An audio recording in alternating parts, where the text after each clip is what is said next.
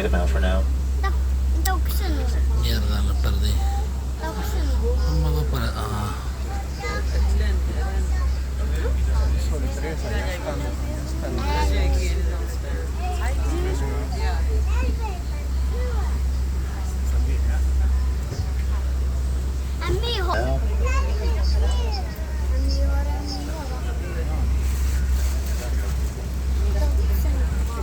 Since both male and female bongos have horns, and you notice the horns are leaning back. So what they do in order to not get caught up on any straight branches, as they run through the forest, they'll actually will tilt their chin up so that way the horns lean flat against their back. Wide. That's why the name hippopotamus translates to river horse.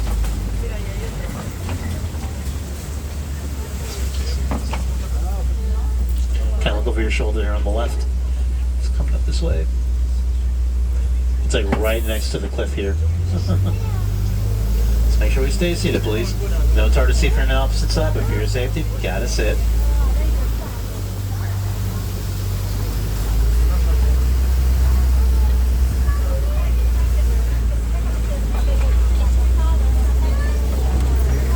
We're gonna join it for moisture.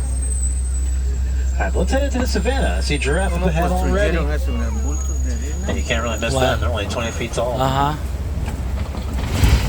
there are several different species of giraffe. The ones we'll find out here are called the Maasai. Maasai giraffes have a regular spot pattern on their bodies. Now, it looks like it's looking for food, and that's what they do all day long. They can eat up to 20 hours a day. That does leave a lot of time for sleep, In fact, giraffes only sleep for maybe 30 minutes a day. It's not even 30 minutes at once either. Just a few minutes here and a few minutes there. Some zebras out here, some little gazelles too. The gazelles are called springbok.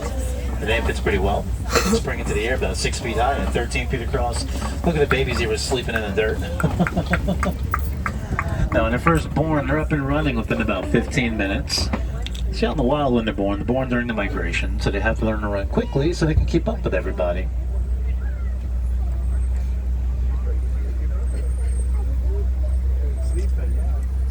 And there has been some who just take turns chasing after their prey till it drops some exhaustion.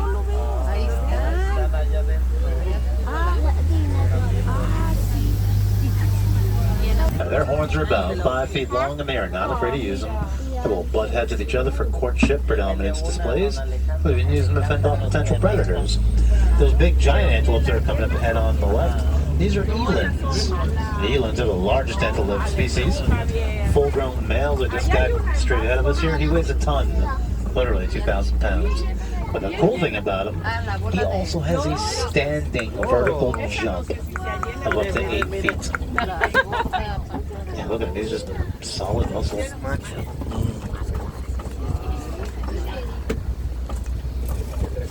Qué bello. Alright, let's see if we can get a little better look at the giraffes up ahead.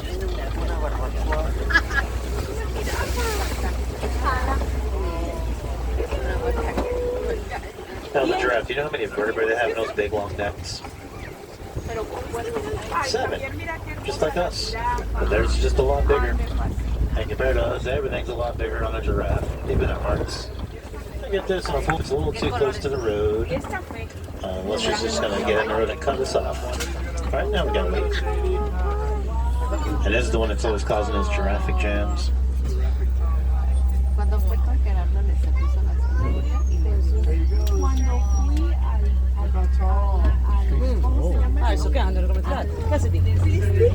Some wildebeest way out to the right too, those gray antelopes.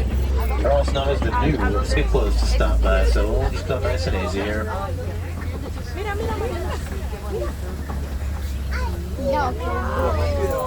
We're going to start making our way over the elephant country now. We'll also swing around by Monkey Point, see if we can maybe find some mandrills. They're the most colorful monkeys in the world. And now, though, if you do see a mandrill, just please do not tease the monkeys, because you know what they throw.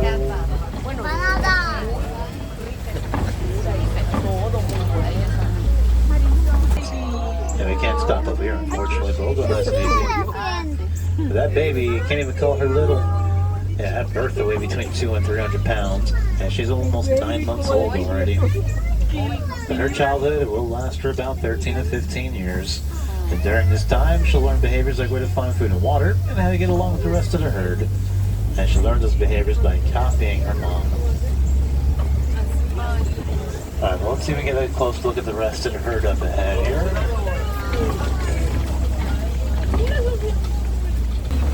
You notice the elephants are flapping their ears, and that's how they cool off. If you get a good look at the outer part of their ears, we'll see they have a lot of blood vessels in them. So when they fan their ears, it exposes those blood vessels to the air. By doing so, they can lower their body temperature by as much as 15 degrees. And as far as all that dirt is concerned on some of their bodies, that's basically sunblock. They get sunburned pretty easily, so elephants will dust bathe. Just take dirt and mud and they throw it all over themselves. Here we go, that's a beautiful view.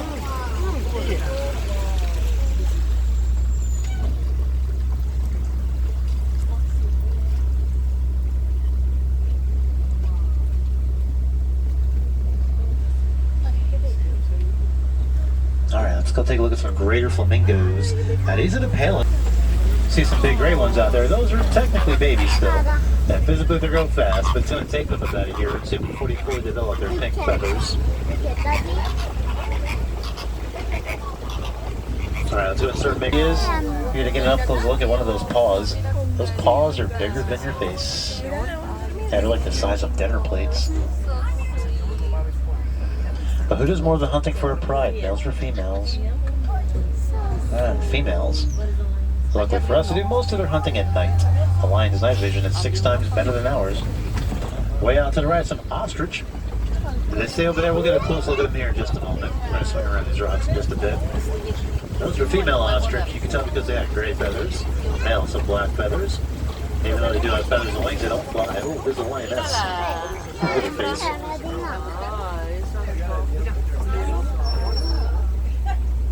She's getting sleepy. Yep, there she goes.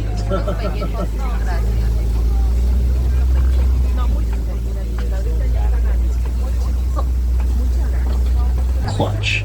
Whichever ostrich is most dominant, she'll get to lay her eggs in the center. Yeah, they grow very fast, and when they're fully grown, they're still fun size. But when these little guys get playful, they'll jump up and down, and then they'll butt each other in the head. And when they do that, it's kind of like their way of high-fiving one another. It also helps them to establish their dominance within the group, and it even helps them mature as they age. Alright, everybody, well, our safari has come to the end, so I'm going to have to drop the protector ropes. You can even help conserve the habitats of some of the animals that we've seen here today. It's really easy too, all you gotta do is recycle your old electronics. Devices like our cell phones and laptop computers contain a metallic oracle. It's commonly mined in areas where some of these animals live. So whenever it's time for you to upgrade your devices, go ahead and recycle the old ones. Well, even though we all do that, the rest of the animals will lose their homes.